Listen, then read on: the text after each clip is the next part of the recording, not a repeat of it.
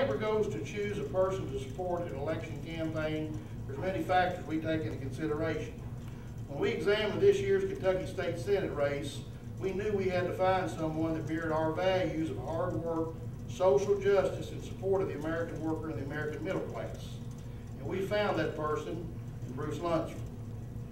And we knew that we had to find someone who was strong enough to stand up and fight the 24 years of Mitch McConnell and what he has done to the American worker, and stand up and fight the status quo and work for change in Washington. Over the last 24 years, Mitch McConnell, his position as leader of the minority in the United States Senate this time, has blocked several pieces of legislation which would help the American worker. He has been a leading opponent of the Employee Free Choice Act. He's supported policies that have expanded the export of American jobs overseas. He has stood by and not done enough to support the flow of illegal immigrants in the United States. This needs to come to an end, and we feel that at this time, if everyone would support Bruce Lunsford, we would be able to move forward in this country. At this time, I'd like to introduce our choice and our selection to support for the United States Senate, Bruce Lunsford. Thank you.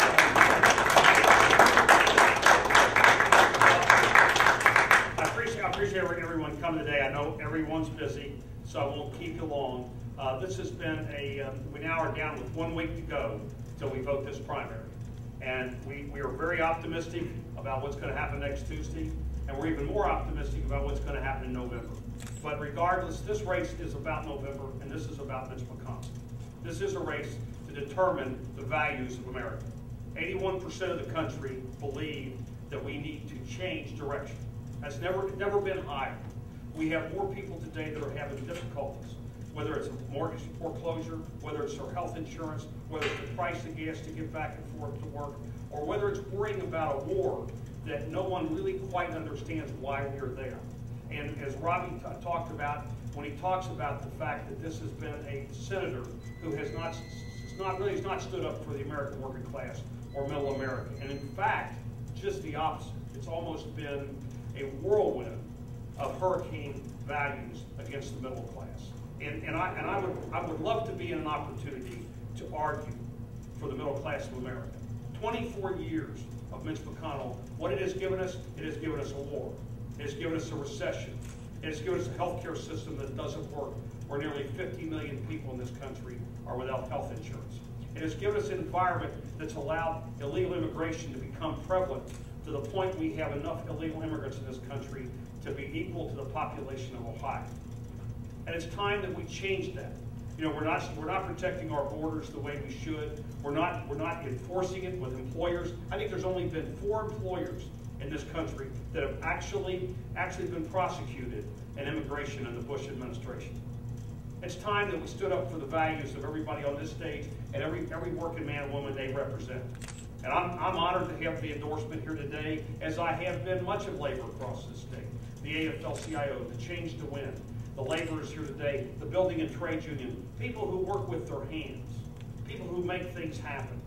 And I would say that today, what you've seen as a result of the last 6 years has been a squandering away of America's wealth and America's prestige. And it's time we had something different. And it's time we stood up for the working class of America, because all that 19% that like the way things are going, they've probably been rewarded by these values. But that other 81% hasn't been.